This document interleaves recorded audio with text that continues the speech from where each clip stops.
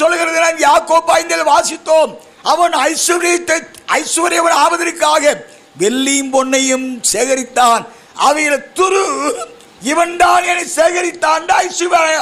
ஐஸ்வர்யவானுக்கு நியாயத்தீர்ப்பை வாங்கி கொடுக்கிறது. According to Revelation 22 or 20 verse 12, 20:12, it is written that it will be 22:12. It is written that I will give each person according to what they have done.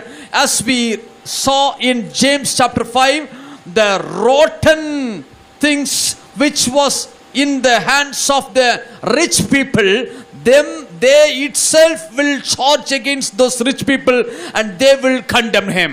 யாக்கோபு 5:3 உங்கள் பொன்னு வெள்ளியும் துருப்பிடித்தது, அவைகளுள்ள துரு உங்களுக்கு விரோதமா சாட்சியாயிருந்து அக்னி போல உங்கள் மாம்சத்தை தின்னும் என்று சொல்லப்படுகிறது.